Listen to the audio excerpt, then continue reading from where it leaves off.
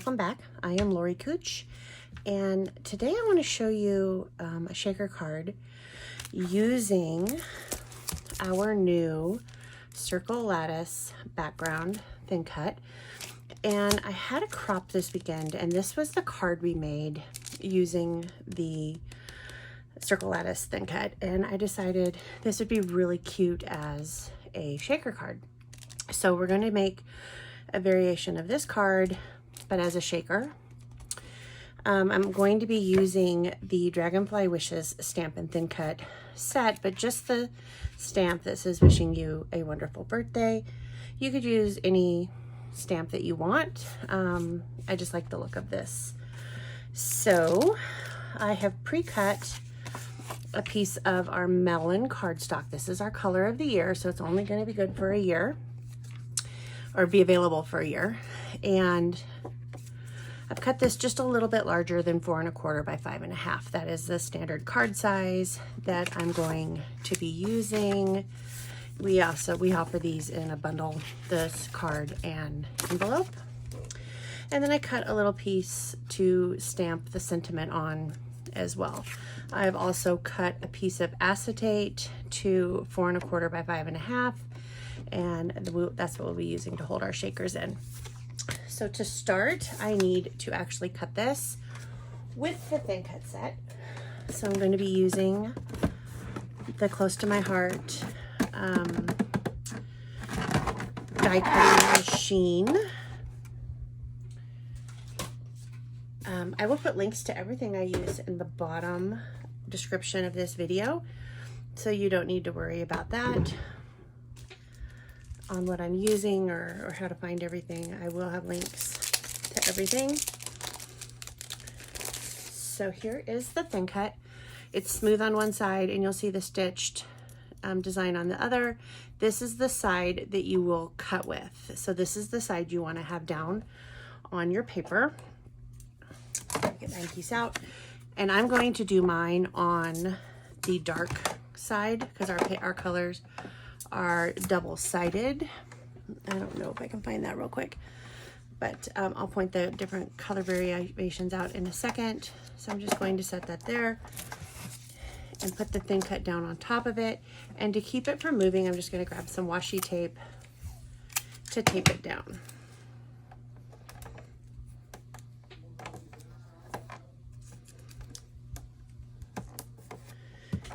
And I'm going to run it through the thin cut, or run it through the machine. I do have to say, I had a Big Shot before I got this machine, and I gave it away after I got this. I don't have to worry about shimming anything anymore because on the back here, there's a dial for adding more pressure, and I just don't have to shim anything anymore.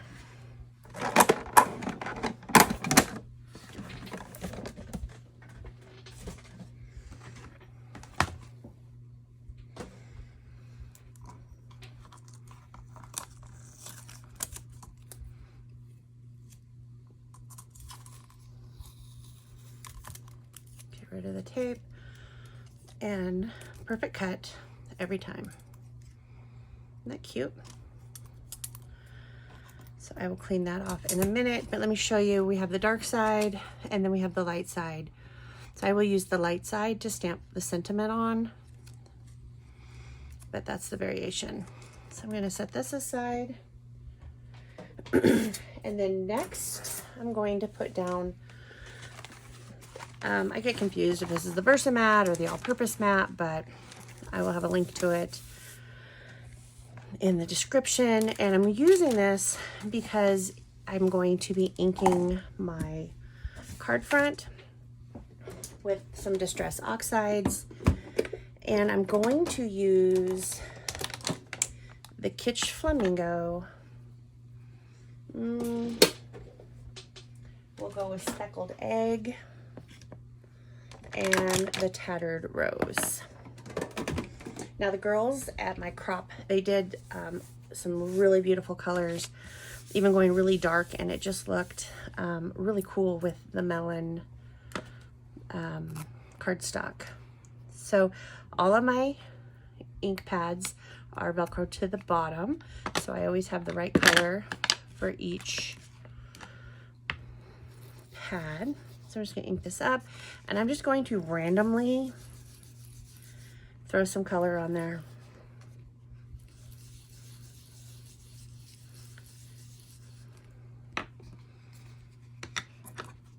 Come back with the speckled egg.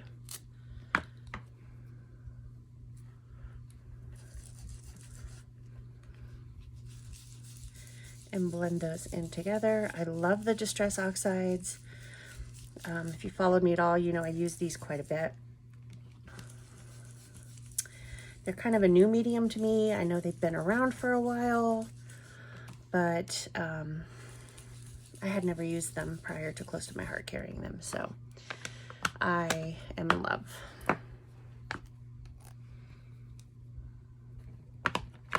So I'm just going to come in now with the Tattered Rose.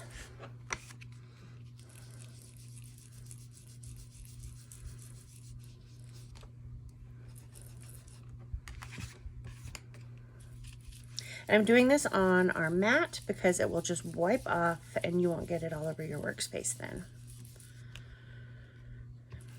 And I'm going to go over some of the other colors with it just to give another variation.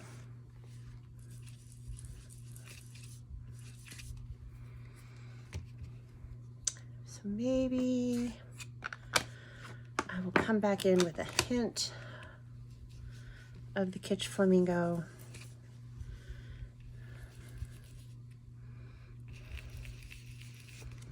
Okay. So I'm going to wipe my mat off. Now this is the Distress Oxide, so I can spritz these with water and it will get a distressed kind of oxidation look on it. I'm not doing that on this card. Let me set these away. I just don't want to get ink all over my table. Okay, so the next thing I'm going to do is I'm going to put some adhesive down along the border of this to hold the acetate. And it doesn't have to be solid at this point because the sequins will not be on this side of the acetate. I just don't want it to show through.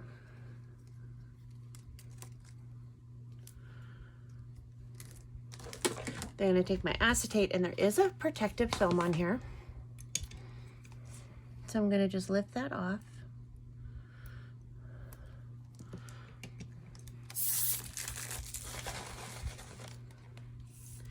And put this down on our cardstock.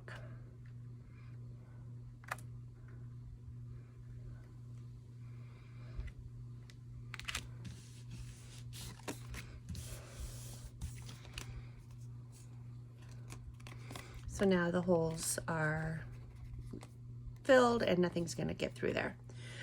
Next, I'm going to just take some of our thin foam tape and run this down. I'll do it on this side first. The very edge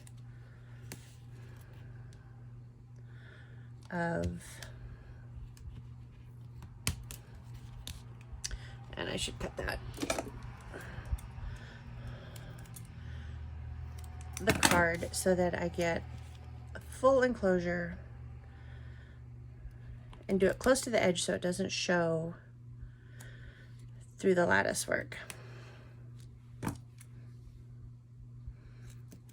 Your cutting doesn't have to be perfect here. You can come back in, trim it up later.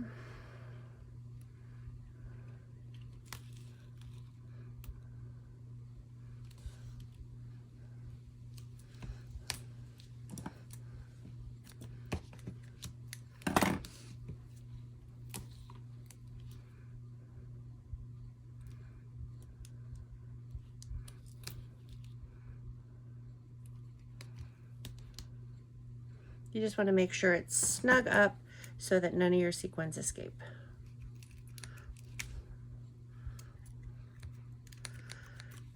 I should be using my close to my heart scissors that don't stick.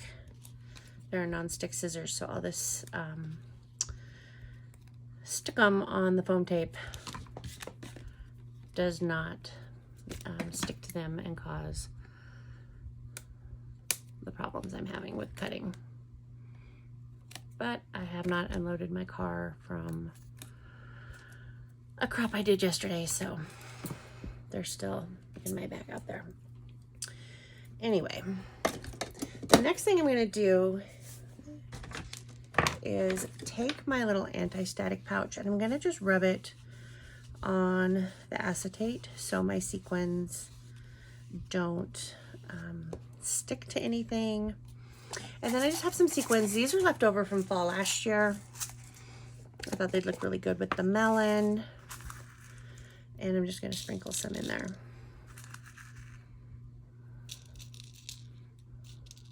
Any sequin would work.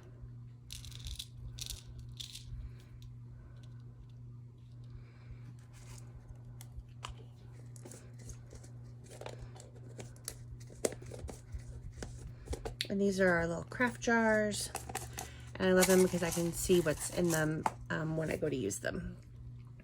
So now I'm going to carefully, without disturbing the sequins, remove the sticky, or the protector of the sticky from our foam tape.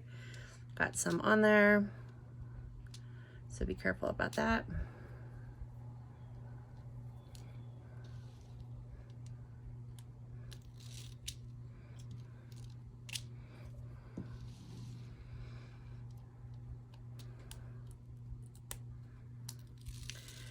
And then I am going to take my anti-static pouch and do it on the card front as well. Just because when I'm putting this down, I don't want them getting staticked up to it before I'm ready for them to be there.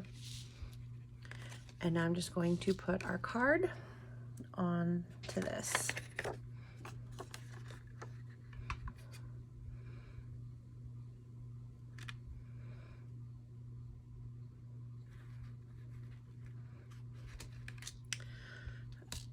Very carefully.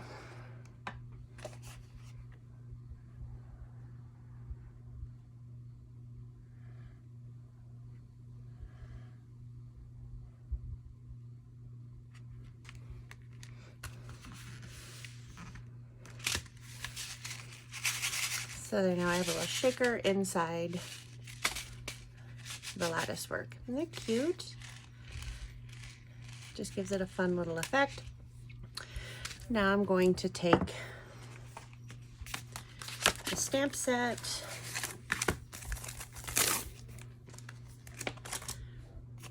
and I'm going to stamp it in melon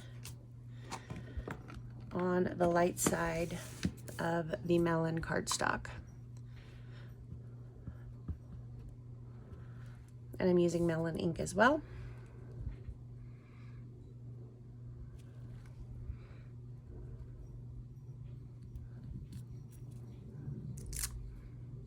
It says wishing you a wonderful birthday. And for this one, because I did the other one portrait, I will do this one landscape, and I'm just going to throw the wishing you a happy birthday right down here on the bottom. And normally I would puffy tape this up so it had dimension, but I'm a little worried about the thickness when trying to mail it. Am I worried about that? No, I'm not. Oops, just dropped that. So I will grab some of our extra leftover from the other shaker card foam.